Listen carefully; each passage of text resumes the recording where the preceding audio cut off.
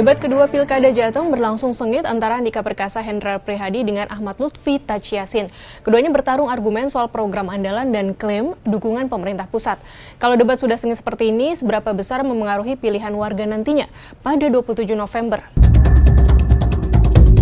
Debat kedua Pilkada Jateng digelar pada Minggu 10 November 2024 malam. Cagup nomor urut 1 Andika Perkasa dalam penyampaian visi misinya menyebut perkembangan infrastruktur dan ketahanan pangan di Jateng berdampak langsung pada kerusakan lingkungan. Ia pun berjanji akan ada upaya mitigasi agar kerusakan lingkungan berkurang. Sementara itu, Cagup nomor urut 2 Ahmad Lutfi berjanji menghapuskan utang petani, nelayan, hingga pelaku UMKM, selaras dengan kebijakan Presiden Prabowo Subianto. Ia pun menjanjikan masyarakat Jateng akan hidup nyaman, tentram, dan sejahtera. Perkembangan yang positif dalam hal ketahanan pangan ini juga menunjukkan keberhasilan pembangunan infrastruktur kita. Pembangunan infrastruktur dan ketahanan pangan berakibat langsung kepada kerusakan lingkungan. Kami secara umum akan selalu menyertakan pembangunan infrastruktur dan pembangunan ketahanan pangan dengan upaya untuk memitigasi kerusakan lingkungan sedemikian rupa sehingga proses perubahan iklim menjadi lebih moderat dibandingin kecepatan kerusakan lingkungan dan perubahan iklim yang terjadi sekarang. Saya pastikan kepada masyarakat Jawa Tengah, akeh rezekine, sehat awake, tentrem atine, itulah Jawa Tengah maju. Berkelanjutan bermakna melanjutkan prestasi Bapak Bibit Waluyo, Bapak Ganjar Pranowo, nguri-nguri warisan Bapak Joko Widodo yang selaras dengan Presiden Prabowo Subianto. Kami berkomitmen akan melakukan penghapusan utang petani, nelayan, pelaku UMKM, sebagaimana kebijakan yang sudah ditandatangani oleh Bapak Presiden Republik Indonesia Prabowo Subianto. Sengitnya debat ternyata berlanjut hingga debat usai, terutama soal klaim didukung Presiden Prabowo Subianto. Saat konferensi pers seusai debat kedua Pilkada Jateng, Lutfi menyebut didukung Ketua Umum Parpol yang pada Minggu bertemu dengannya. Saat ditanya apakah Ketum Partai Gerindra, Lutfi enggan menjawab. Cagupnya Yassin sempat menjawab pertanyaan tersebut dengan kata enggak.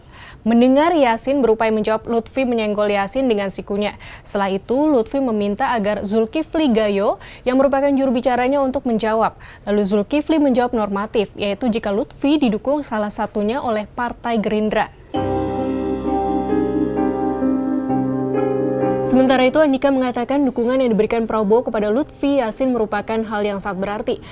Jika terpilih dalam Pilkada Jateng, Andika Hendi bertekad akan patuh dan loyal serta disiplin mengawal kebijakan pemerintah pusat sesuai dengan aturan yang ada.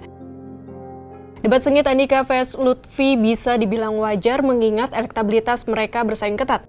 Menurut survei Pilkada Jateng yang diselenggarakan Litbang Kompas pada 15 hingga 20 Oktober 2024, elektabilitas Andika Perkasa Hendrar Prihadi 28,8% dan Ahmad Lutfi Taj Yassin 28,1%. Di atas kedua angka ini ada angka besar yaitu 43,1% responden yang belum menentukan pilihannya atau undecided voters. Dari panggung debat, mari kita ukur seberapa besar dampaknya ke elektabilitas calon. Direktur Eksekutif Foxpol Center Research and Consulting Pangi Caniago berpandangan mencermati variabel multivarian, variabel independen dan variabel dependen yang menyebabkan orang mengambil keputusan, maka figur atau ketokohan kandidat berpengaruh paling besar, yakni 70 hingga 80%. Selanjutnya adalah partai politik pengusung dalam rentang pengaruh 6 hingga 20%. Sementara debat pilkada tak terlepas dari variabel isu 10% dan program 25 hingga 30%. Momen debat bisa dimanfaatkan kandidat untuk meyakinkan publik agar memilihnya lewat paparan visi, misi, dan program. Meski begitu, menurut dia pengaruh debat antar kandidat pilkada hanya sebesar 5 hingga 10% terhadap pilihan publik. Pengaruh besar dari debat muncul setelah lewat kerja-kerja tim pemenangan.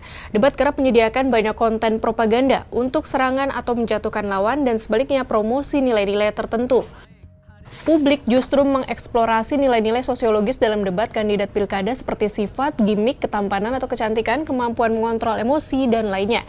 Konten bersentimen positif dan viral berpengaruh signifikan dalam serangan udara atau publikasi di media sosial. Debat Pilkada Jateng ketiga 20 November menjadi debat pamungkas yang bisa saja membulatkan suara bagi pasangan Andika Perkasa Hendrar Prihadi atau Ahmad Lutfi Taci Yassin. Kalau sahabat Kompas bagaimana? Butuh debat ketiga untuk memantapkan pilihan?